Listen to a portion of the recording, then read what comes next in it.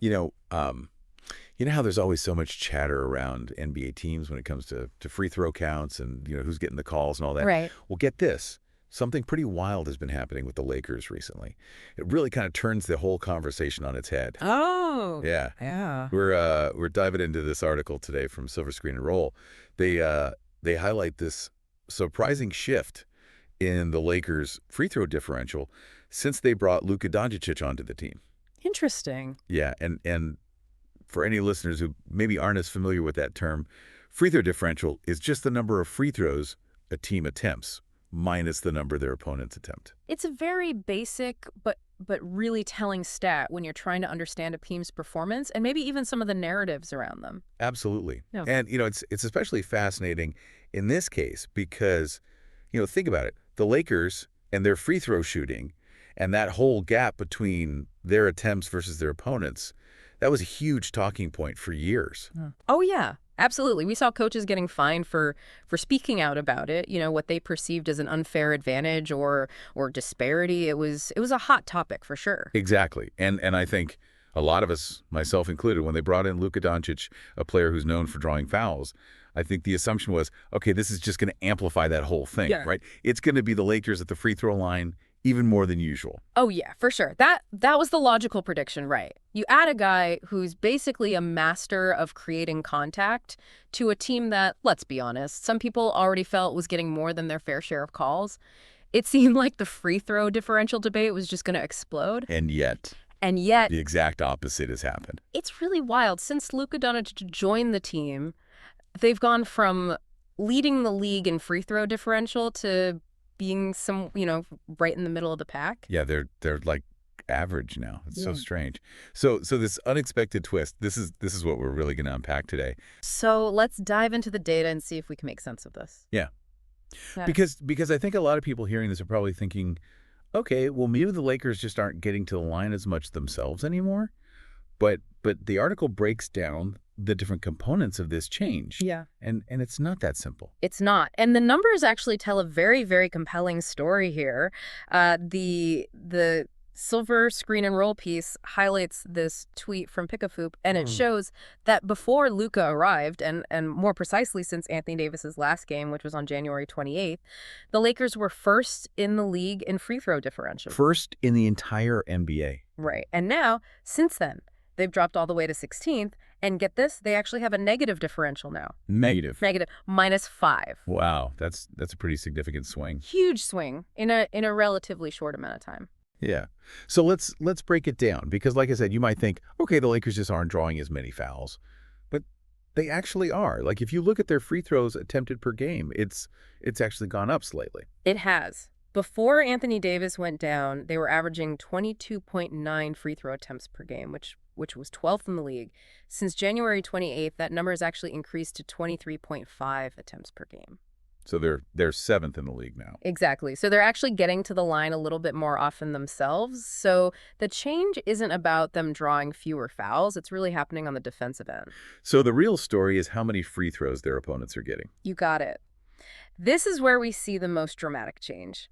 When Anthony Davis was playing and really anchoring that defense, the Lakers were incredibly effective at limiting their opponents' trips to the free throw line. So they were basically playing this really disciplined defense, and it was working. It was. They were allowing only 18.3 free throws per game, the second fewest in the whole league. That's really impressive. And since Anthony Davis's last game, that number has skyrocketed. Yeah. Their opponents are now attempting 23.6 free throws per game. That's a massive jump. Like that drops them all the way down to 25th in the league in terms of preventing opponent free throw attempts. Okay. So the Lakers go from being one of the best in the league at limiting opponent free throws to, almost the worst. Yeah, it's a pretty stark contrast. And the article makes a really interesting point here. They suggest that if Anthony Davis had stayed healthy and kept playing at that level, this defensive impact on free throws, it might have been enough to really bolster his Defensive Player of the Year case. Oh, interesting. So it's not just about, blocks and steals. It's about that overall impact on the opposing team's ability to even get to the free throw line. Exactly. It really shows how much his presence just changes the game on that end of the court. But it's not just about Anthony Davis being out of the lineup, is it? I mean, the article also talks about a change in the Lakers' overall defensive approach, right?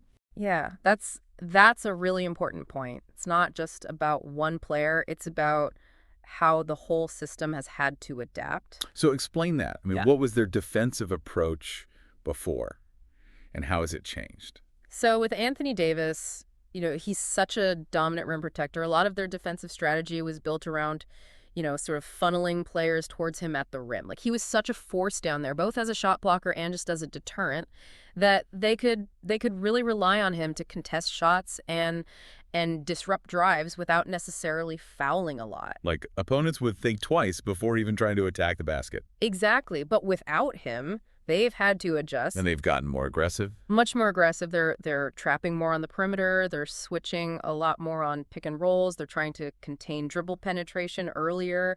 And they're just generally flying around the court more, trying to create those turnovers. But that also leads to more fouls, right? It does, because you have more guys in close proximity, more opportunities for contact, especially further away from the basket. And that translates into more whistles. And we see that reflected in the team foul numbers too, right? Absolutely.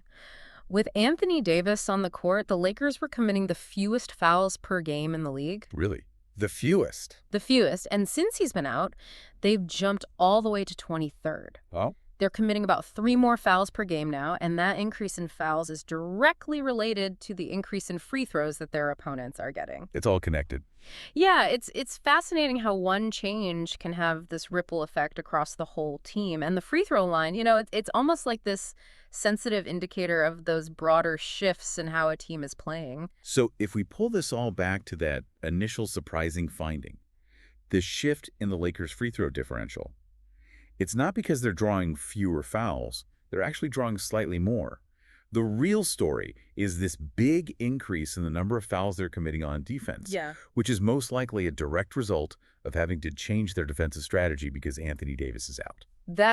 That's the key takeaway here. It's not some mystery about the refs suddenly disliking the Lakers or a shift in how the game is being officiated. It's a real, tangible change in their personnel and their approach on defense. And it's having this clear statistical impact on their opponent's free throws. Yeah. And the article does mention a sort of like a positive side effect of all this, even if it's maybe a little bit tangential. Right. It seems like all of this has actually reduced the complaints about the Lakers' free throw disparity. Right. With their numbers now looking a lot more like the rest of the league, that whole point of contention, it seems to have quieted down quite a bit. Which I'm sure is a relief for everyone. Oh, yeah. The team, the fans, probably the opposing coaches, too. Yeah. So as we can see, that whole narrative around the Lakers and free throws, it's completely flipped. Yeah. And it's so interesting how something as simple as one player being out of the lineup can lead to these chain reactions and have such a big impact on something that you wouldn't necessarily think is directly related, like free throw differential. Yeah, it really highlights how interconnected all these different aspects of basketball are. A change in one area can lead to these ripple effects across other statistical categories that you might not even anticipate. And the free throw line, it's a really interesting way to see those changes play out. It really makes you wonder, doesn't it, how many other seemingly straightforward NBA stats are actually masking these really complex underlying changes in team dynamics and strategies. Yeah. Like, it really encourages you to look beyond the basic numbers, to think about the context, the story behind the data. Exactly. So much to consider. Right. What other assumptions might be worth challenging when we just look at the numbers on the surface? It could be fascinating to see how analyzing team efficiency metrics alongside changes in their playing style could offer even more insights into the impact of these strategic shifts. Maybe that's something worth diving into next time. Absolutely. Thanks so much for joining me today. Thanks for having me. Until next time.